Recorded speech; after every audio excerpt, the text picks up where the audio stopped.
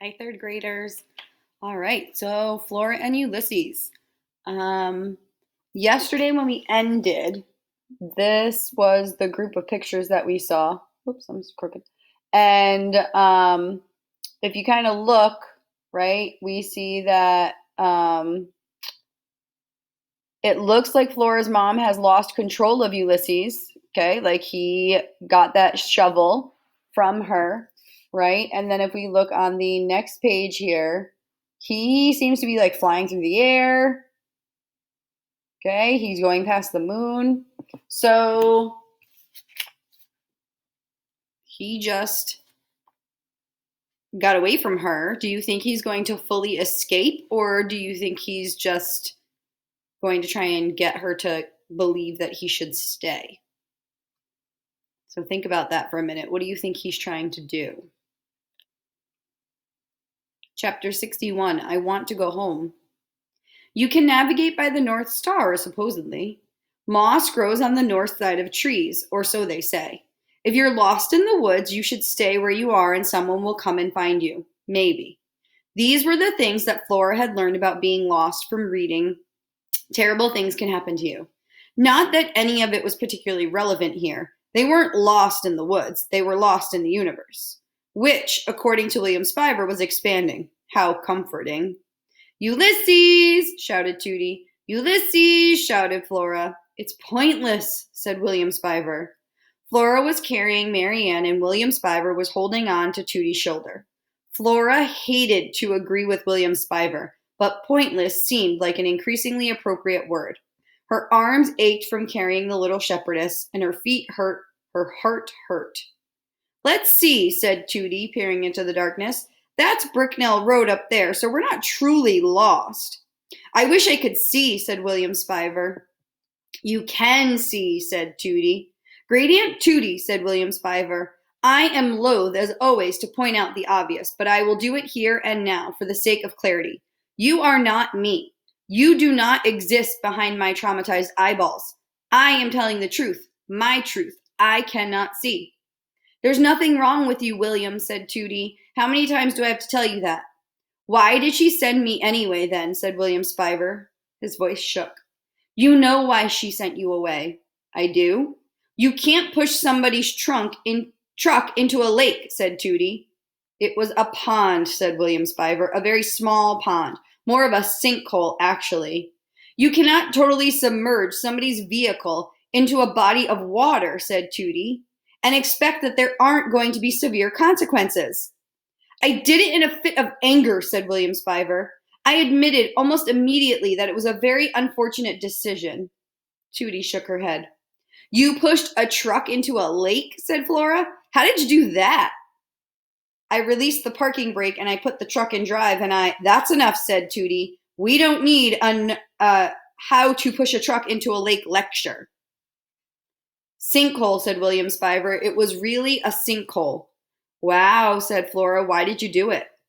I was exacting my revenge upon Tyrone, said William Spiver. My name is William. William. William Spiver. Not Billy. I was Billy one time too many. I cracked. I pushed Tyrone's truck into a sinkhole, and when my mother found out, she was incandescent with rage. I look upon her rage, and you know what happened then? I was blinded by disbelief and sorrow. He shook his head. I'm her son, but she made me leave. She sent me away. Even in the darkness, Flora could see the tears crawling out from underneath William Spiver's dark glasses. I want to be called William Spiver, he said. I want to go home. Flora felt her heart lurch inside of her. I want to go home. It was another one of William Spiver's sad, beautiful sentences. But will you return? I came looking for you. I want to go home. Flora realized that she wanted to go home too. She wanted things to be the way they were before she was banished. She put Marianne down on the ground. Give me your hand, she said. What? Said William Spiver. Give me your hand, said Flora again. My hand? Why? Flora reached out and grabbed hold of William Spiver's hand, and he held on to her. It was as if he were drowning and she were standing on solid ground. According to Terrible Things, drowning people were desperate, out of their minds with fear. In their panic, they could pull you, the rescuer, under if you're not careful. So Flora held tightly to William Spiver, and he held on tightly back.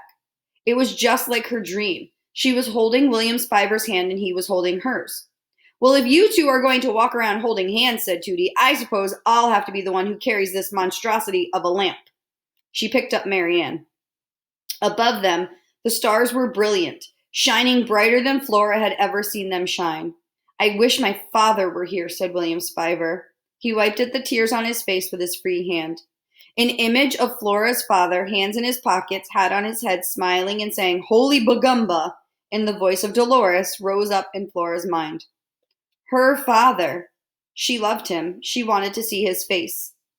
I know where we should go, said Flora. Where do you think they'll go? Now, in this chapter, a couple things came up. Number one, Flora said her heart hurt. So she said throughout this entire book that she is a cynic. And we've talked about that a cynic means that someone is pretty negative and they don't see the positive side of things. And feelings don't come easily to them. So if now she's realizing her heart hurts, is Flora changing? Is she 100% a cynic, or might she be starting to see the positive side of things? So now she's also starting to have more feelings. Also, we know William Spiver was banished. His mom banished him from his house, and that's why he went to live with Great Aunt Tootie. What happened? Why was he banished? What did he do that was so horrible that made his mom send him away? Chapter 62, Atop a Giant Donut. All right. The superhero flew over the sleeping world. The world was beautiful and he was alive. Man, there sure are a lot of houses. They sure do look alike. Also, the superhero was lost. Flora? Here I am, sitting on top of the giant donut. I wish Flora were with me. Flora!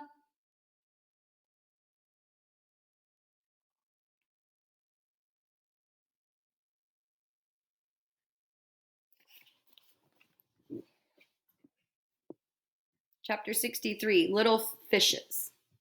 A squirrel flies in, said Dr. Measham. This I did not expect at all. It is what I love about life, that things happen which I do not expect. When I was a girl in Blunder Meakin, we left the window open for this very reason, even in the winter. We did it because we believed something wonderful might make its way to us through the open window. Do wonderful things find us? Sometimes yes, sometimes no. But tonight it has happened, something wonderful. Dr. Measham clapped her hands. A window has been left open. A squirrel flies in the window. The heart of an old woman rejoices. Ulysses' heart rejoiced too. He wasn't lost anymore. Dr. Measham would help him find Flora. Also, Dr. Measham might make him a jelly sandwich. Imagine, said Dr. Measham, imagine if I had been sleeping, what I would have missed. But then, always and forever, I have been an insomniac. You know what this is? Insomnia? Ulysses shook his head. What do you think insomnia means? She says she's an insomniac.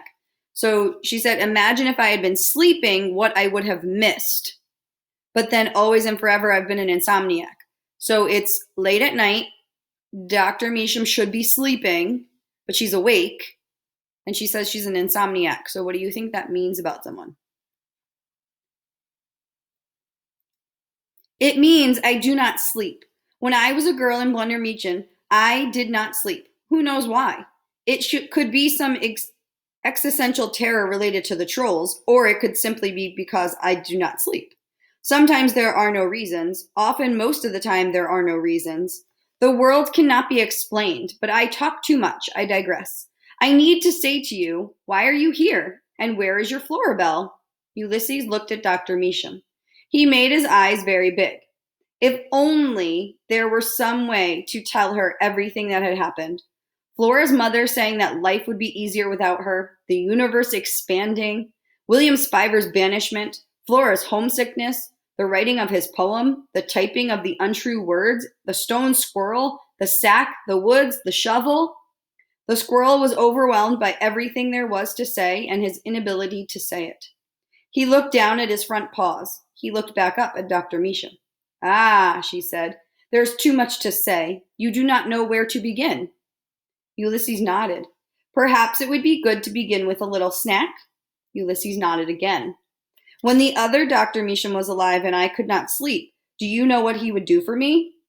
This man would put on his slippers and he would go out into the kitchen and he would fix for me sardines on crackers. You know sardines? Ulysses shook his head. Little fishes in a can. He would put these little fishes onto crackers for me, and then I would hear him coming back down the hallway, carrying the sardines and humming, returning to me. Dr. Measham sighed. Such tenderness to have someone get out of bed and bring you little fishes and sit with you as you eat them in the dark of night, to hum to you. This is love. Dr. Measham wiped her eyes. She smiled at Ulysses. So, she said, I will make for you what my beloved made for me, sardines on crackers. Does this seem like a good thing? Ulysses nodded. It seems like a very good thing. We will eat because this is important to eat. And then, even though it is the middle of the night, we will go and knock on the door of Mr. George Buckman. And he will open the door to us because he has a capacious heart.